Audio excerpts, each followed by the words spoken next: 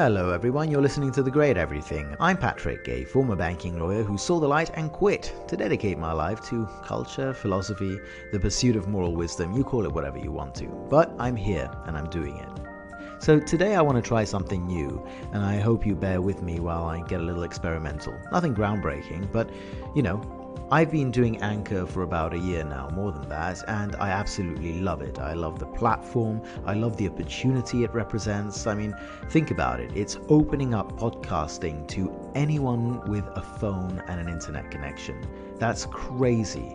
And I think most of us are not just lovers of audio, but we believe that audio is the future. We're in this age of multitasking because there's not enough hours in the day to do everything we need to do to consume all the, quote, content that we want to consume. So we have to do more than one thing at a time. There's fewer and fewer moments when we can actually just dedicate our full attention to watching a video of something. I mean, we love YouTube, but it's hard, right? Instead, podcasting, Anchor, Audible, these are all great ways to learn something new, to read a book, to hear, to listen, to take part in conversations while we do something else, while we do the dishes, while we clean the house, while we pet our cats, while we do our jogging, whatever it is you do when you listen to stuff in your headphones. So I really believe audio is the future because it can enrich my life while I do something else, because I don't have time to just do the one thing, right? Anchor also has an additional feature, and that is that all the audio is divided up into segments, right? Up to 5 minutes. Now, I don't know if that's going to remain a feature in the long run, but the fact is that's how it works now. And that's great because it means that all of our content is more shareable, you can tweet it out. But the fact is, sometimes I want to just relax. Sometimes I want to just do what I'm doing now, just talk, without having to organize my thoughts in a way to be incisive within that 5-minute frame. The thing with segments is that it naturally alters the flow of how you speak. 5 minutes is a lot of time, but it does require some planning sometimes, especially if you want to give some complete information. And it doesn't just require a tiny bit of preparation, but it also requires some structuring. If I'm doing one of my weekly podcasts here on Anchor, where I do long-form podcasts but divide it into 5-minute segments, what happens is the segment structure forces me to figure out a flow, because you need to have a beginning, a midpoint, and an end to every segment. So in a way, that's kind of like, how in network TV shows, they always have 4 or 5 of these within each episode. It's the big cliffhanger moment. Someone walks in the door, the elevator opens, you don't know who's in there, but you see the reaction shot. And when will you find out? After the break. So network TV shows are usually scripted and directed so as to have these cliffhanger or big entrance moments or big reveals every 15 minutes or so. But today I want to do something different. I just want to talk. I want to relax and have a chat, I don't want to have to be thinking about, how do I structure my sentences so I can convey all the info I need to in 5 minutes? No, I just want to hang out with you guys. Let's see how it goes.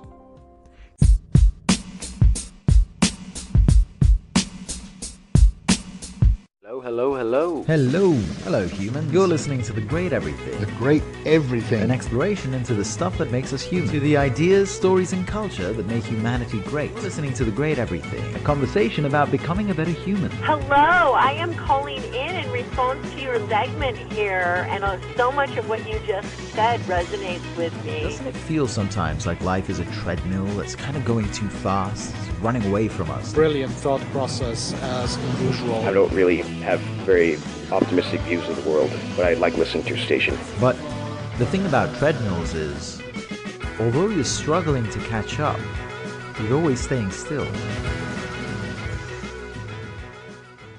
So yesterday, I published an article on thegreateverything.com. That's the blog I run with my friend Mark.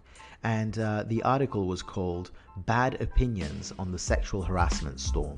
And I'll link to it in the comments section. So if you're interested, you can go and check it out.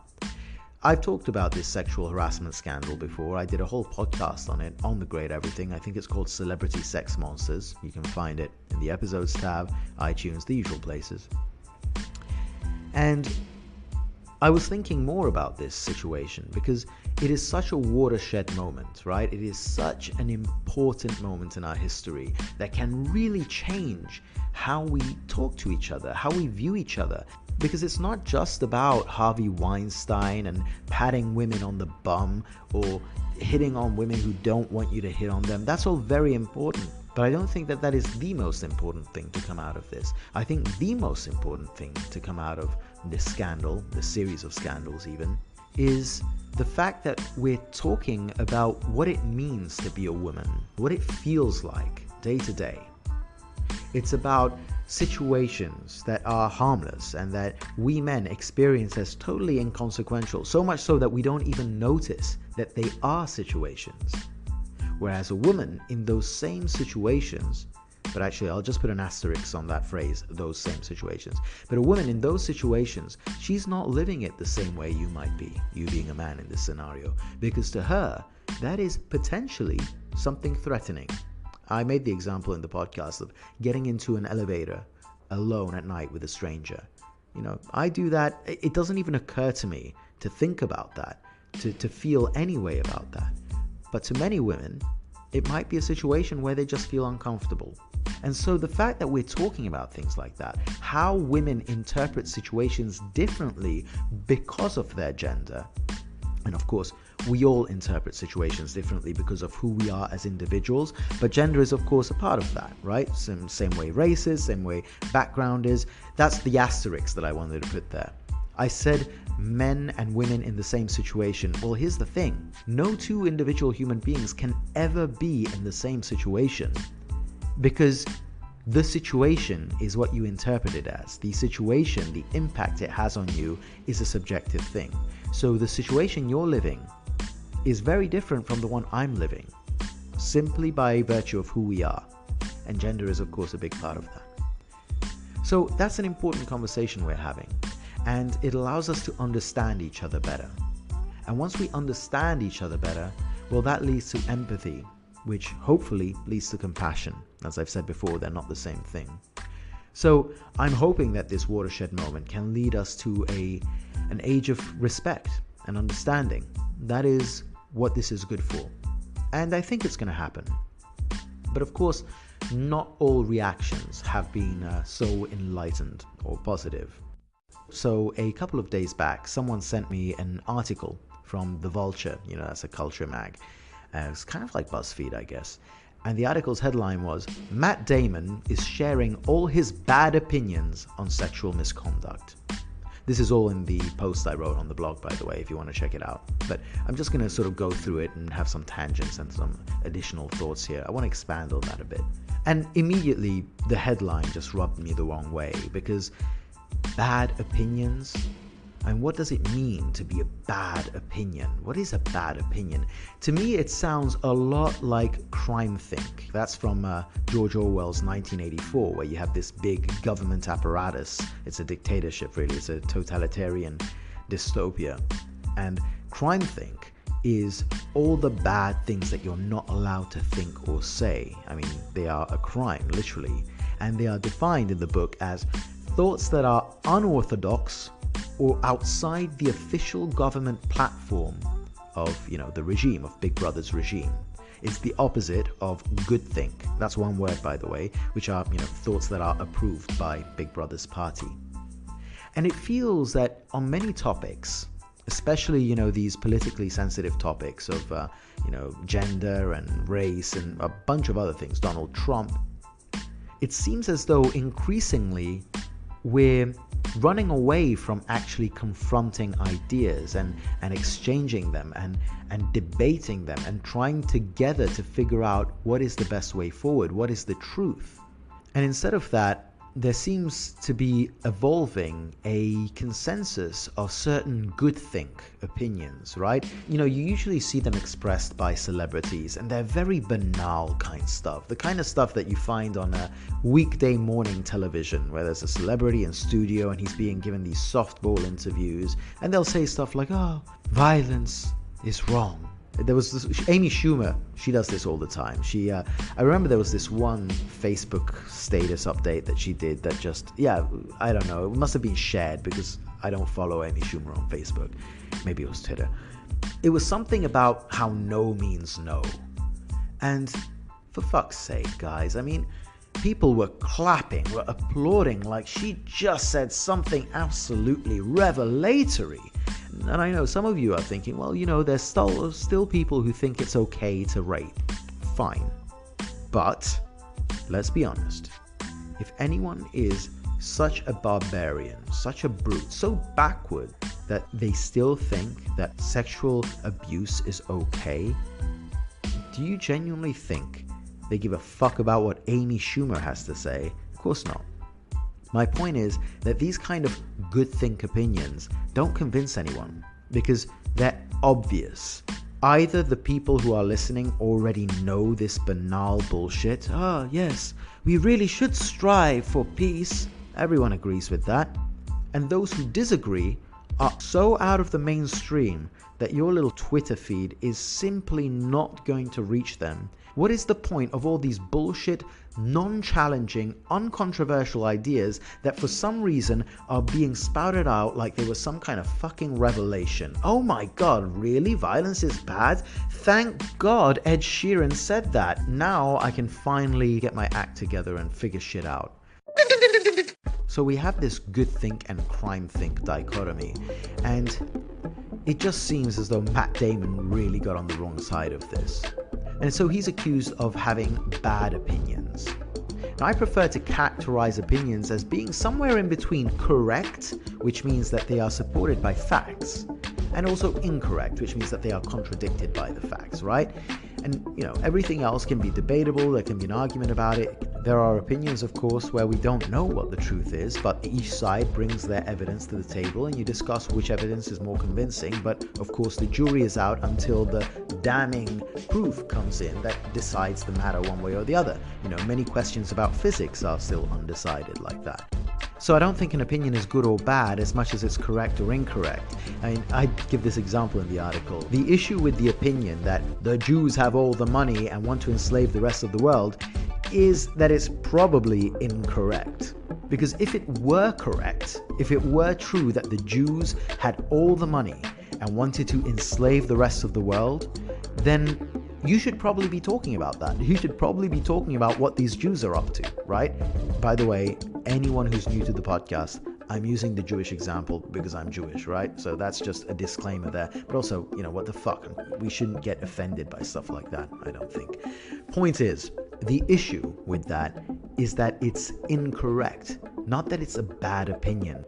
You might argue that correct or incorrect isn't the point here because the opinion itself is anti-Semitic and that's what really matters. Except I don't buy that. Now, let me just go on another little tangent. You see, this is why I did this format. I want to be able to go on tangents. One thing we seem to have forgotten in this age of sticks and stones can break my bones, but words will really fuck me up, is that opinions don't have opinions. And they don't have thoughts or feelings or instincts. An opinion can't be anti-Semitic any more than it can be hungry or annoyed. What would that even mean? Oh, my opinion's really thirsty. No, it's the person holding that opinion. She's the one that's possibly anti-Semitic. Oh, and sure, colloquially, we can say things like, that phrase is racist. But what we really mean is not that the sentence is racist, but that that phrase makes the person saying it seem racist. And that's a very important distinction. And it's one that we keep losing sight of. I did this cartoon for an earlier article on thegreateverything.com. And it was an anti-Semitic joke. I found it funny and ironic. Actually, it wasn't anti-Semitic. It was a joke about the guy saying the anti-Semitic joke. So it was a joke about an anti-Semite. So I told my friend Adam this, and Adam's Jewish, and he laughed. And Adam said, "It's okay if you say it, because you're Jewish." And I said, "Man, that's wrong. It's not that you're okay with me making that joke because I'm Jewish. You're okay with me making that joke because the fact that I'm Jewish tells you something important about my intentions. You don't think that I want to demean or target anyone or create an outgroup. I'm just fucking around, right? So you're okay with that. It should be the intention that matters." That's, Immanuel Kant. Morality is assessed on the will, on the intention of the person saying the thing or doing the thing, right? So you might say, but what if I don't know that you're not an anti-Semite, right? What if I don't know that? Well, that's what communication is for. That's what should happen, right? Someone says the joke and you say, excuse me, I find that offensive. And the guy says, oh, sorry, that was just a joke. I have nothing blah, blah, blah against blah, blah, blah, etc., etc. We're all good. And you can be convinced by that, or you can be unconvinced by that. But why is it the automatic assumption that that person is a racist? Oh, because there's a kind of unspoken rule that you don't say racist things. So if you're challenging that rule, it must be for a reason. Sure, but does the reason have to be that I'm a racist? Can't it be that, for instance, I fucking hate hypocrisy? Can't it be that I just find it really funny? Can't it be that I actually find politically correctness to be an issue that makes us worse and makes our society worse? And that by challenging that, I am somehow asserting my independence, and also the fact that it's okay to laugh at our problems, because that defangs our problems. Why can't that be something? That's a positive ideal to have. You might not agree with it, but it's much better than being a racist. Why wouldn't you naturally assume that? Why do you have to assume someone's bad all the time? Why is it that we always have to assume the worst? Back to Matt Damon's allegedly bad opinions on sexual misconduct. This is a quote from the article. Matt Damon now says that the consequences for such behavior should fit the crime, and to his mind, not all such crimes are equal. This is the first problem the author has, that Matt Damon believes that consequences should fit the crime, and, quote, to his mind, not all such crimes are equal. This is just Matt Damon's crazy idea. To his mind, not all crimes are equal. This is pretty weird, isn't it? I mean, are we meant to believe that consequences should not fit a crime, and that all crimes involving sexual misconduct are the same?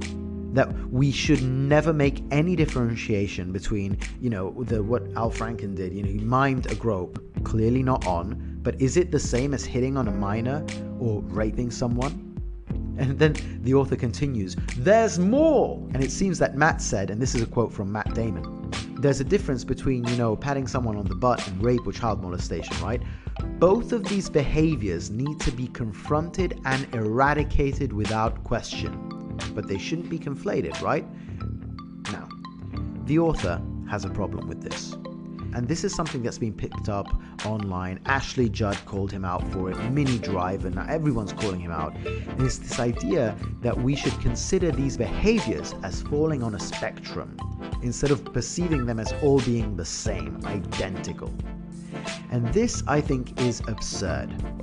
If anything, it is precisely the idea that these different acts are on the same spectrum that allows us to treat them similarly.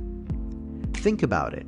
If there's no spectrum, then how the hell can you compare raping a minor the same way as you treat, hey baby, I want to eat your pussy out, like being just really gross and vulgar? You can't. You simply can't, because they are not the same. What makes them similar, what makes us able to put them in the same sentence together, is that element of sexual misconduct there, right? The point is that without the spectrum, it's just apples and oranges. This is Jules's point in Pulp Fiction. Jules, Sam Jackson, he's having this debate with Vinny, John Travolta, on the way to murder a guy. And they're talking about how their boss threw a guy off a balcony for giving his wife a foot massage. Since then, he kind of developed a speech impediment. Jules is outraged by this, but Vinny is sympathetic. It's laying your hands in a familiar way on Marcellus's new wife. I mean, is it as bad as eating her pussy out? No. It's the same fucking ballpark. Whoa, And Jules doesn't get this. He says, maybe your method of massage differs from mine, but touching his wife's feet and sticking your tongue in the holiest of holies ain't the same fucking ballpark. It ain't the same league. It ain't even the same fucking sport. He's saying there's no spectrum here. These things simply cannot be compared. Whereas Vinny's point is that there is a spectrum. And a foot massage is one extreme of that spectrum, and then there's going down on someone. The only way those different things can be compared is by admitting that despite their differences, they have something in common. In our case, the element of sexual misconduct. And that is itself an admission that these things lie on a spectrum. And of course, if we admit that there is a spectrum, and I've said this in the podcast before, we're saying that from one extreme of the spectrum to the other, there are degrees of gravity. And I love making this example, but on a moral spectrum, going from Genghis Khan to Buddha, Bin Laden is on the same spectrum as Whoopi Goldberg. Yet, we treat those two people entirely differently, because no one's ordering a nighttime raid on Whoopi Goldberg's house. No one's going to dump her body in the ocean, right? They're different. We think that she's a better person than Bin Laden. But hey, if we choose that the spectrum goes from Genghis Khan to Buddha, well, those two are on the same spectrum. The point is, we admit that there's a spectrum there, that they're not all the same, but that they can be compared. But the whole point of comparing is also to find the differences. And those differences should also determine a difference in response. Our responses have to be calibrated to the gradations of gravity. And this, I think, is the bad opinion that Matt Damon is getting absolutely slayed for. That consequences are proportionate to actions. And of course, this is absurd. And because it's absurd, it really shouldn't surprise us that this is the good think view that has come out of this whole sexual harassment scandal. The Great Everything is brought to you by Hamburger. You ever had a Big Kahuna burger? That's that Hawaiian burger joint. They got some tasty burgers. I do love the taste of a good burger. with only the freshest ingredients, guaranteed to give you a mouthful of delight, even if your girlfriend's a vegetarian. This is a tasty burger. Oh, it sure is, Sam. Only a Big Kahuna Burger. You like burgers? Give them a try sometime. I do love the taste of a good burger. Big Kahuna Burger, the cornerstone of any nutritious breakfast. That hit the spot. Sorry for the difference in sound quality. I had to change to a different room now because there was just too much noise in the other one. So Alyssa Milano had this series of tweets calling out Matt Damon, and she just got the usual standing ovation for saying this. Oh, a brave woman speaking out. And I have nothing against Alyssa Milano, but one of the big ones that she really got a lot of kudos for is this tweet here, where she says, there are different stages of cancer, some more treatable than others, but it's still cancer. Well, duh, but that's exactly what Matt Damon said. Did you not remember the quotes where he said, both of those behaviors need to be confronted and eradicated without question, but they shouldn't be conflated. That's what he's saying.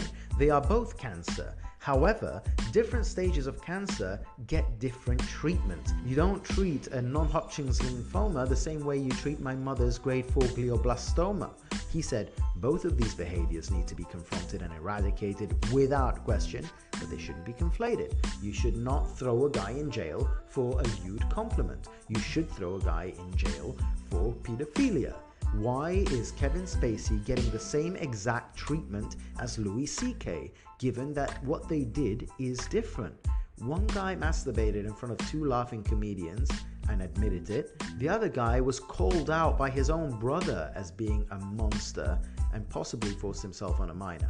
Very different, same treatment. That's what Matt Damon is talking about. How the fuck is this controversial? How the fuck is Alyssa Milano not understanding him? And there's so many more like that. Minnie Driver. Men like Matt Damon cannot understand what abuse is like.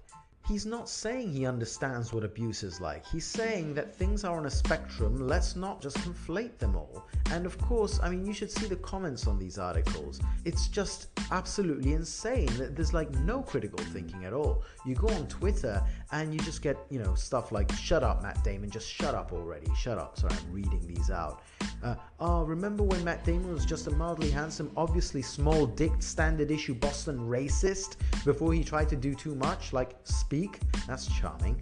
Oh, this is the perfect example of rich white male privilege. I can't describe the disgust I have for him now. Fucking hell, disgust.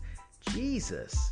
What did he say? Guys, this is just bandwagon witch hunt mentality. And then there's another tweet. This is quite a typical one by Gwyneth Davies. Let's be clear that the issue isn't whether there's a difference between rape and harassment. The issue is the underlying and pervasive culture of misogyny that is kept alive by both. Let's be clear that the issue isn't whether... Okay, right. Stop you right there. Gwyneth, you don't get to decide what issues people talk about. Matt Damon never said anything about the underlying culture of misogyny. He's not talking about that. He's talking about what he wants to talk about. And he's talking about the difference between rape and harassment. The issue isn't whether there is a difference between... No, that's simply not the issue you want to talk about. That's the issue he wants to talk about. I could go to Gwyneth Davis and say, you know what, Gwyneth?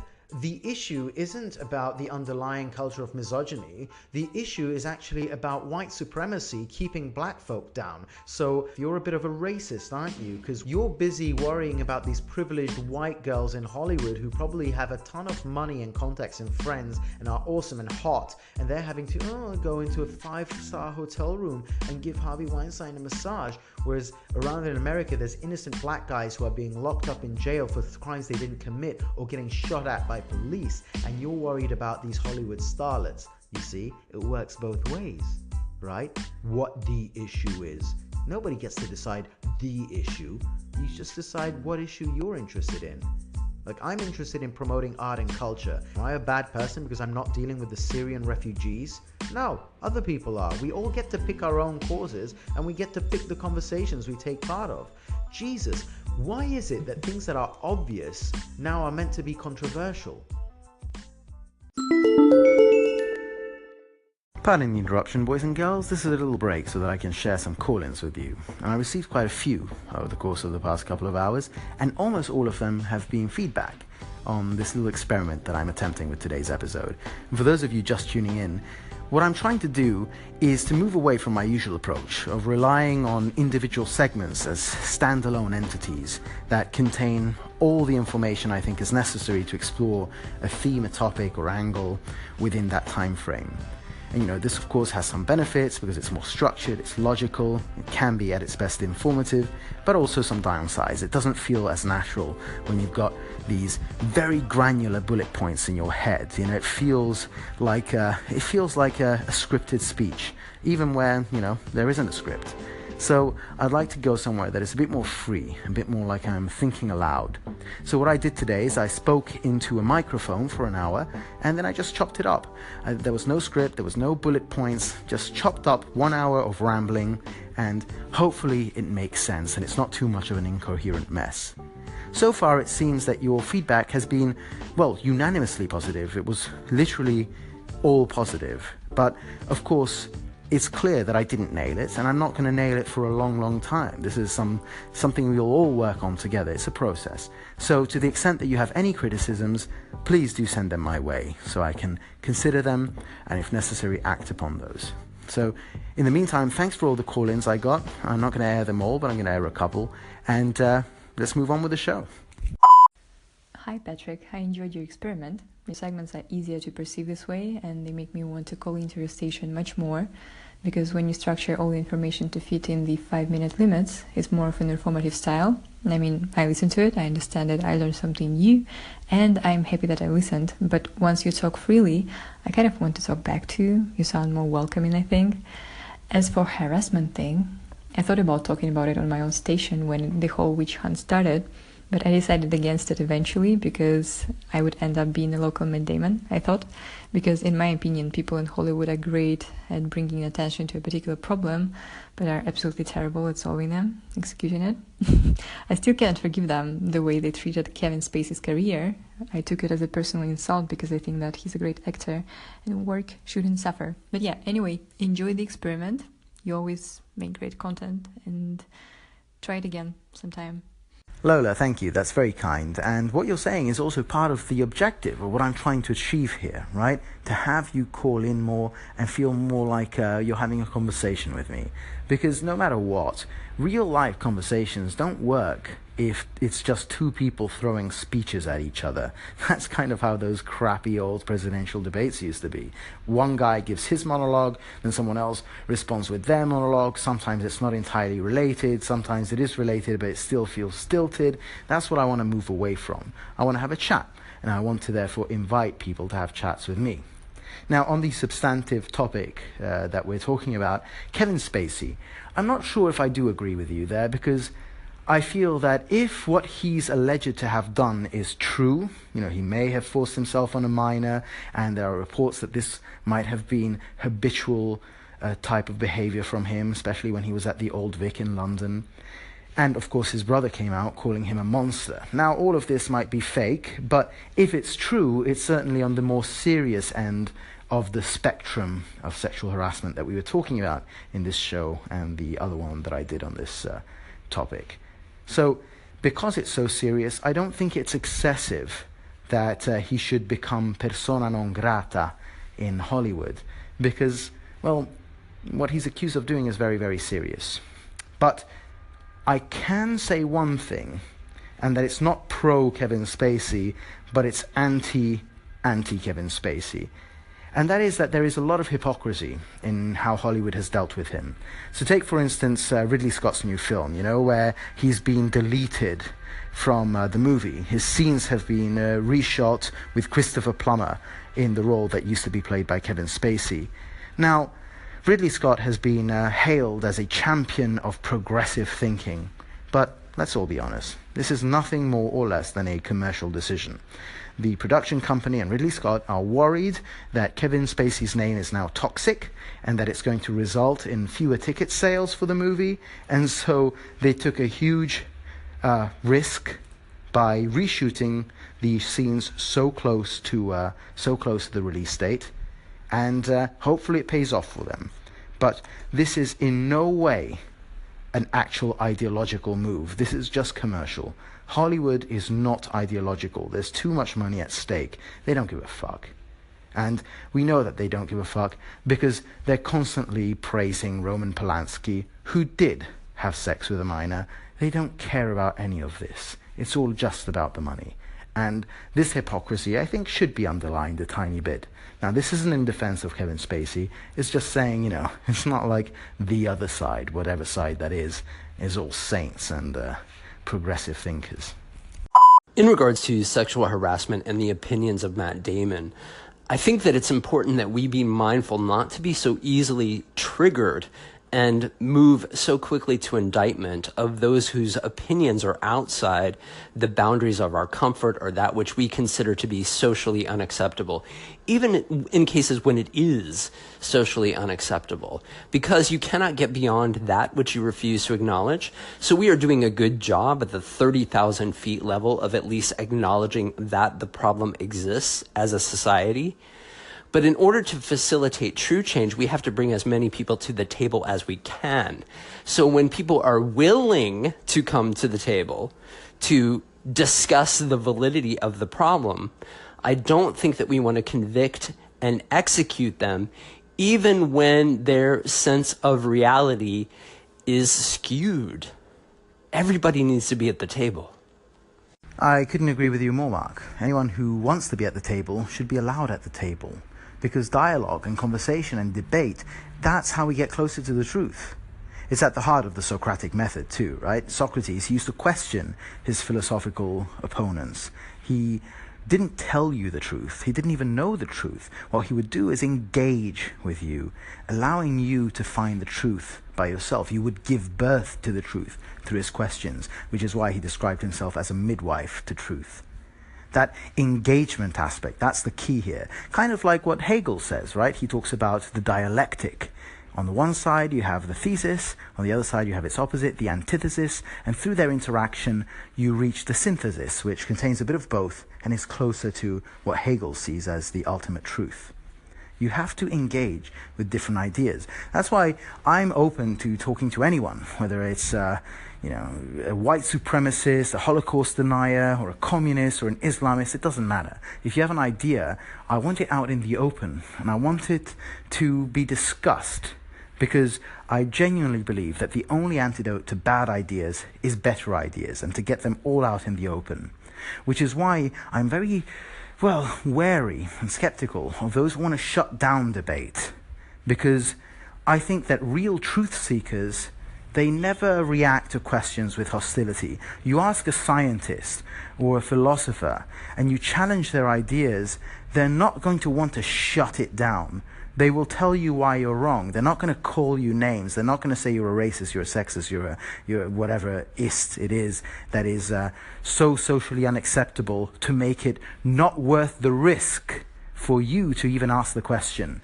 right? Because of course there's such a reputational cost to be called an ist that you might say, fuck it, it's not worth my time. And anyone who wants to shut down debate that way, I question their motives.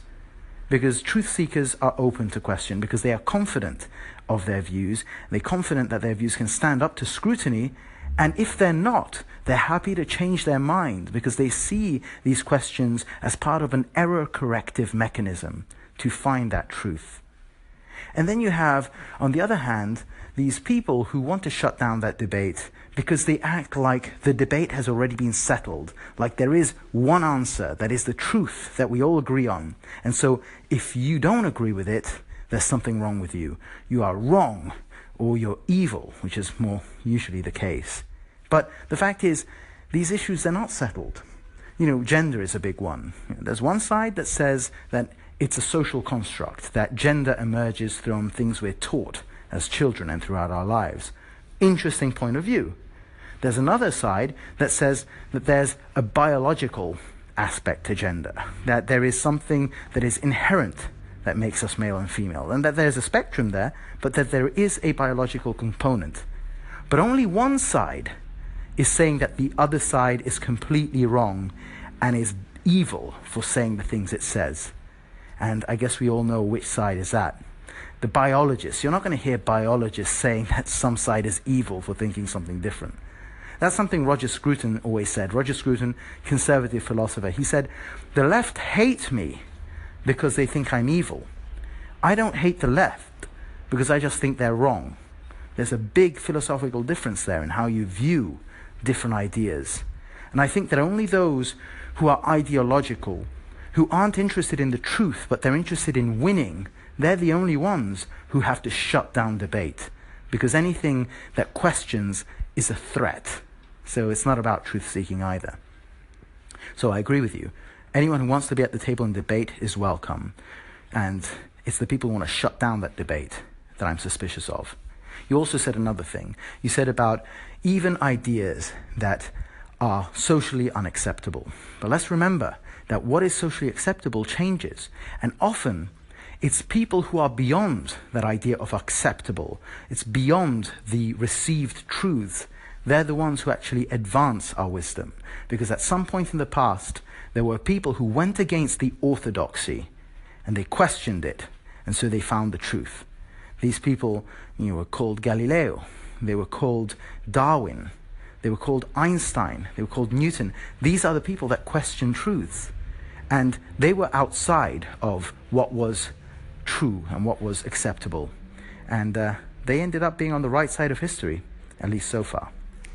Patrick, it's Jen here from Boss Babe Philosophy. I just wanted to call in as I really enjoyed your segment about the sexual harassment topics being a great conversation or opportunity for us to have a conversation about, the differences in men and women, or something that I've really been learning about, which is what psychologists call kind of masculine and feminine energy, because you can have men that are more feminine and you can have women that are more masculine. We all have both energies in us. We just always have one that's more dominant.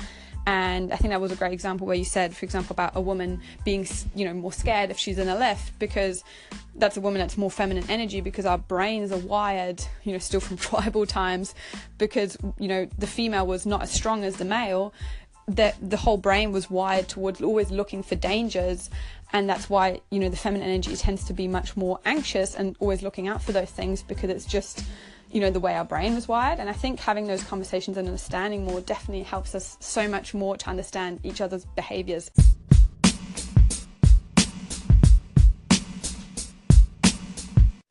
So bringing it back to Matt Damon and what I guess is the theme of this long rant, if there is a theme to this, it's that what Matt Damon is really being accused of is not so much the substance of the opinion, because ultimately he didn't say anything incorrect.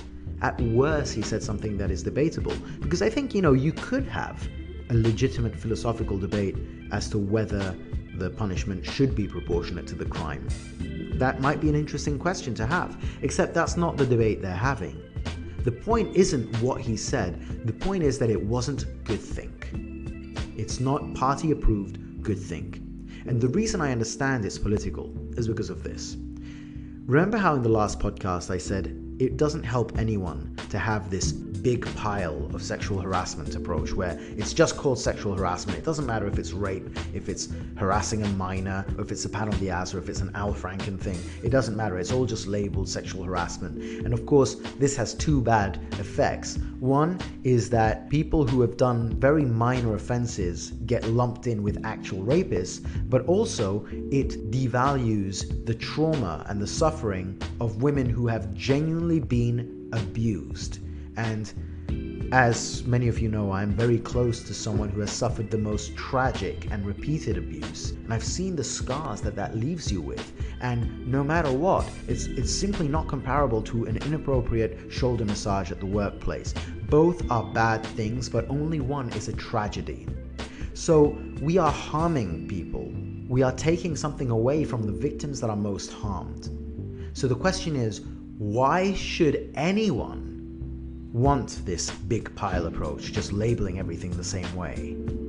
And the only way I can interpret that is that it's some kind of the ends justifies the means approach to achieving a political objective or a social objective. An end justifies the means approach.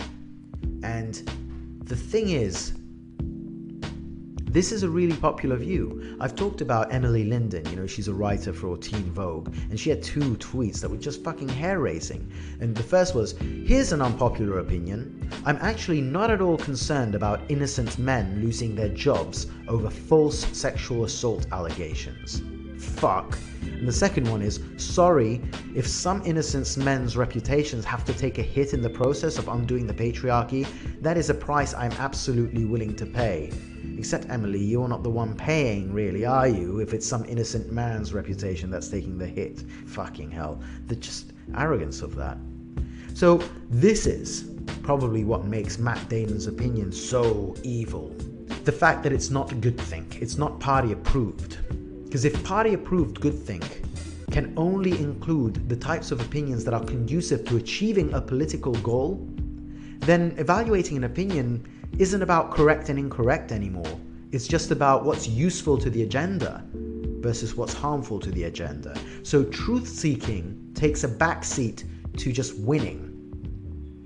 And in this paradigm, even the tiniest bit of common sense, of nuance, of, hey, wait a second, let's look at it from this different angle, that's completely intolerable. That has to be eradicated by those wishing to paint the world as a black and white thing. Because that's how they justify their purge, that's how they justify their rage.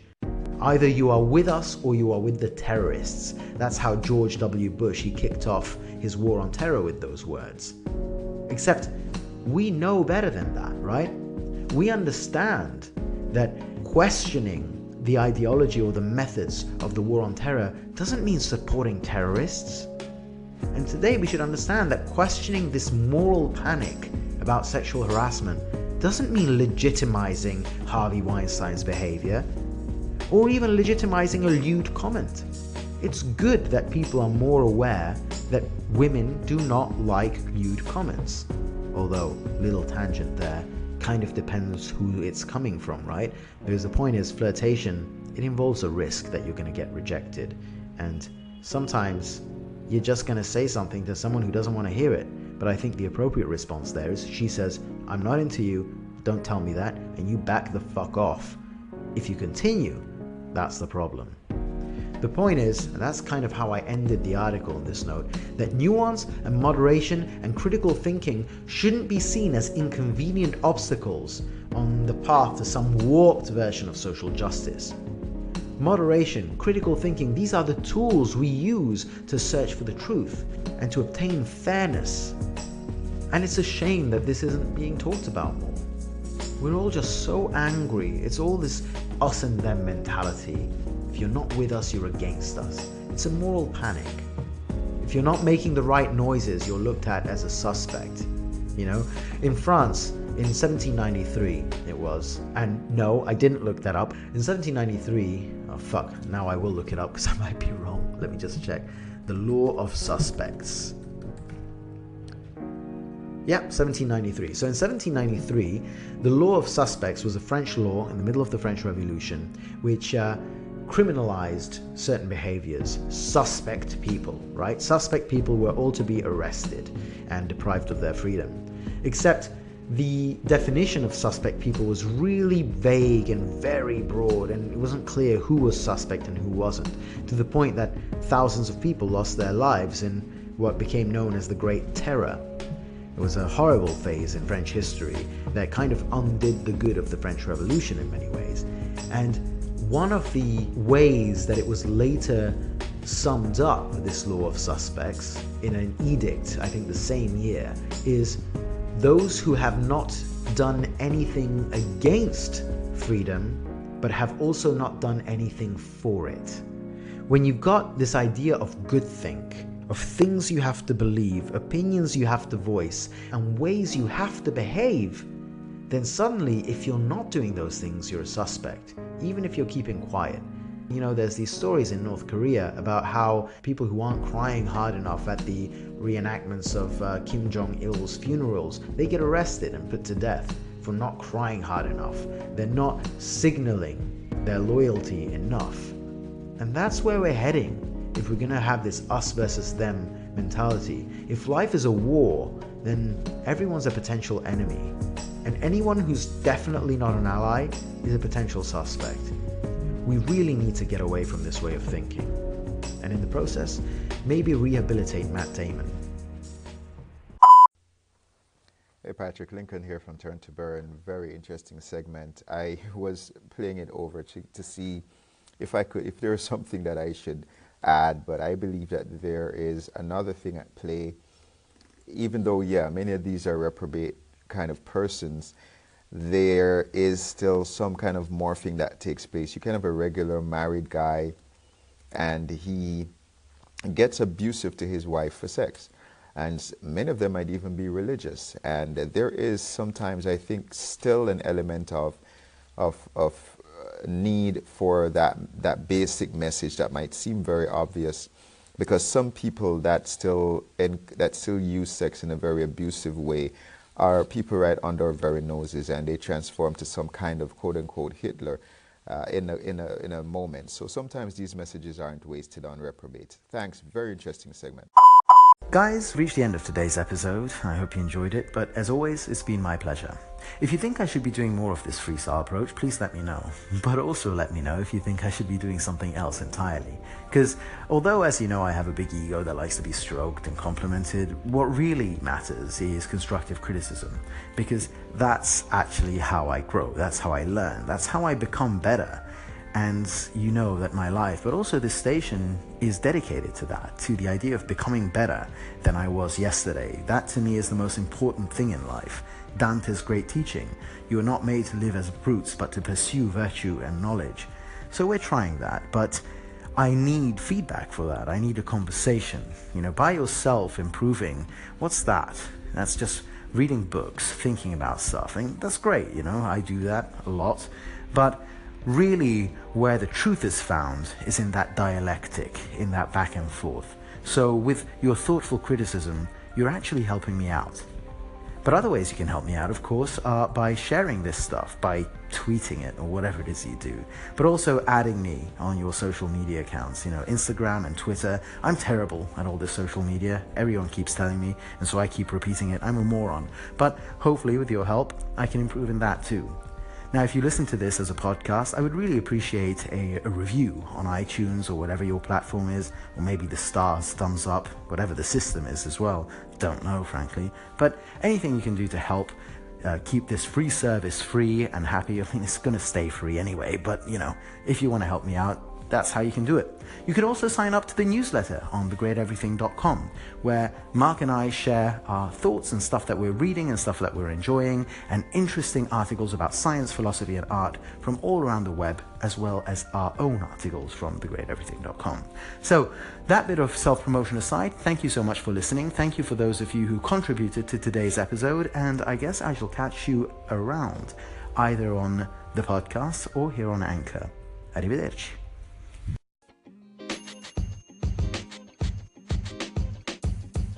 The podcast you just heard was recorded with Anchor. If you want to make your own, download the Android or iOS app completely free from anchor.fm/podcast. That's anchor.fm/podcast.